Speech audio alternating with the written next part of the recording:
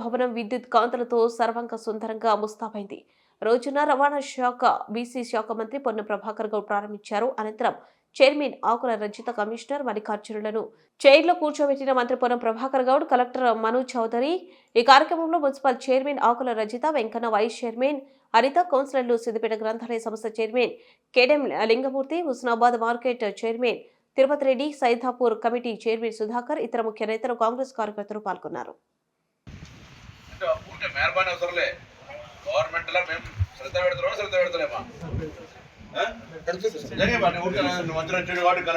పుర ప్రముఖులకు, ప్రజలకు, మున్సిపల్ సిబ్బందికి, వార్డ్ ఆఫీసర్స్ కు, శాసనసభ్యుడిగా శానిటేషన్ సిబ్బందికి సన్మానం చేసుకున్నాను. ఒకరోజు మొదట్లో కొత్తగా అక్టోబర్ 2 నాడు మొదట 2 సార్లు సన్మానం చేసుకోవడం జరిగింది. సఫాయి అన్న, సఫాయి అమ్మ వాళ్ళందరూ కూడా మరొకసారి నేను పేరు పేరున నా హృదయపూర్వకంగా నమస్కారాలు తెలియజేస్తా ఉన్నాను. ఈరోజు మనం తప్పకుండా చంద్రన్న వెళ్ళిపోయిన అయ్యప్ప స్వామి చంద్రన్న గారు కానీ, ఈరోజు మనం పాత ఈ వ్యవస్థ అభివృద్ధి కావడానికి ప్రారంభకులుగా ఉన్నటువంటి బొప్పరాజు లక్ష్మీకాంతరావు కావచ్చు, అదేవిధంగా సర్దార్ గారు కావచ్చు, ముత్తిరేని ఆగమరెడ్డి గారు కావచ్చు, తిరుమలయ్య గారు కావచ్చు, శివయ్య గారు కావచ్చు, పొలిశెట్టి, దాని తర్వాత కేడల్ వీళ్ళంతా మాజీ సర్పంచులు. వాళ్ళు 2 సార్లు చేసిరు, 3 సార్లు. మొత్తానికి హుస్నాబాద్ అభివృద్ధిలో వాళ్ళందరి పాత్రను, వాళ్ళందరికీ కూడా హృదయపూర్వకంగా, కొంతమంది చనిపోయిన వాళ్ళు నివాళులు ఉన్న వాళ్ళందరికీ కూడా ఈ సందర్భంగా శుభాకాంక్షలు తెలియజేస్తా ఉన్నాను.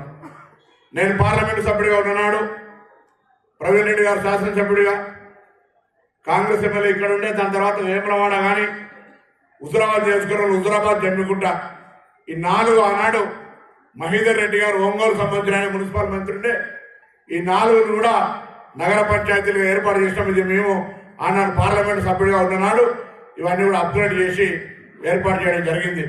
దాని తర్వాత వచ్చిన పాలకవర్గంలో చంద్రయ్య గారు, దాని తర్వాత ఆకుల రజిత గారు చైర్మన్ అయ్యారు.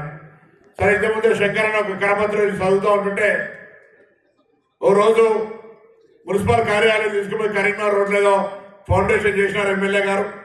ఫౌండేషన్ చేయగానే హుస్నాబాద్ పట్టణంలో అన్ని రాజకీయ పార్టీలు, ఇంతకు శ్రీనివాస్ గారు చెప్పినారు, తొట్టి శ్రీనివాస్ గారు, అన్ని రాజకీయ పార్టీలు కూడా ఇక్కడనే ఉండాలనగానే గౌరవ శాసనసభ్యులు కూడా ఆనాడు సతీష్ గారు ఇక్కడనే కార్యాలయానికి, అప్పుడు ఉన్నటువంటి మానస మండల ప్రెసిడెంట్ గారు, వీళ్ళ వారు కూడా విజిట్ అయిపోతుంటారు. మండల అందరూ కూడా కలిసి మరి ఈరోజు వారికి మున్సిపల్ కార్యాలయానికి అప్పచెప్పడం, తదుపరి మున్సిపల్ భవనాన్ని నిర్మించుకున్నాం. దాని తదుపరి కొత్త గొప్ప పూర్తి కాకపోయినప్పటికీ కూడా ఎంఐ ఎప్పుడు ప్రారంభిస్తారు అంటుంటే పనులు పెండింగ్ ఉన్న విషయాన్ని మర్చిపోతే మళ్ళా పనులన్నిటినీ వెంటనే వేగవంతం చేసి ఇలా మున్సిపల్ కార్యాలయాన్ని ప్రజలకు వినియోగం తీసుకొచ్చినాం.